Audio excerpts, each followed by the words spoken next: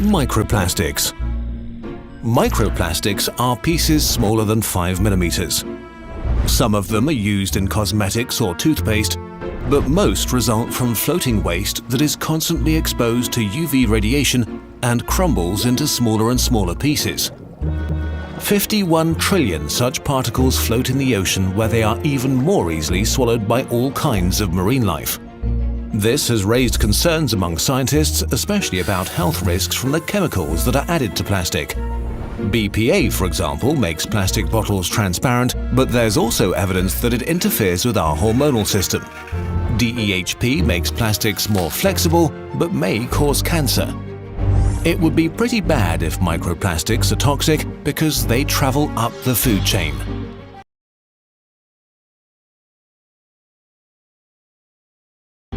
Zooplankton eat microplastic. Small fish eat zooplankton. So do oysters, crabs and predatory fish. And they all land on our plate. Microplastics have been found in honey, in sea salt, in beer, in tap water and in the household dust around us. 8 out of 10 babies and nearly all adults have measurable amounts of phthalates, a common plastic additive, in their bodies. And 93% of people have BPA in their urine. There is little science about this so far, and right now it's inconclusive. We need a lot more research before panic is justified. New research shows baby or larval fish ingest microplastics at staggering rates.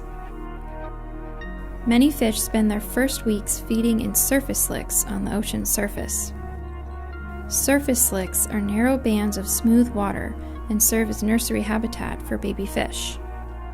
Plastic densities were 126 times more concentrated in surface slicks than in other nearby surface water, overwhelming these tiny fish at their most vulnerable stage and enabling plastic pollution to make its way into the food chain.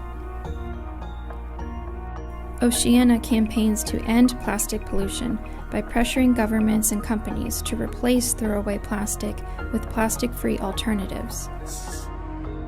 You can help. Join Oceana and support our global campaigns.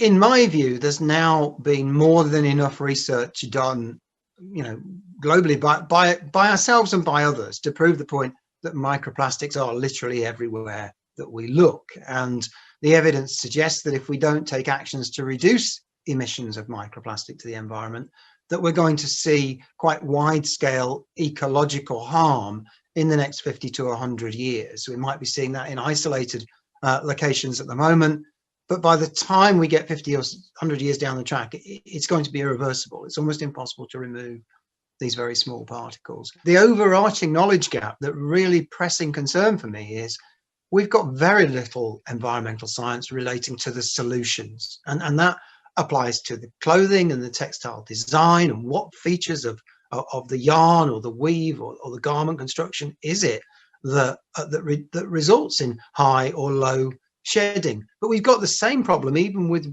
relatively well-recognized applications.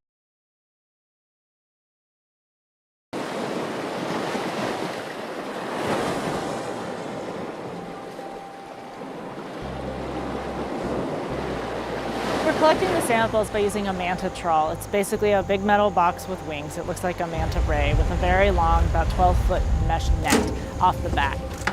1, 2, 3, splash!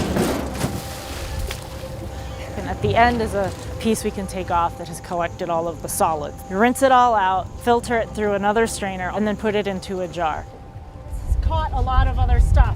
If you want to take a look at what we're rinsing out of the screen, it's more tiny plastic.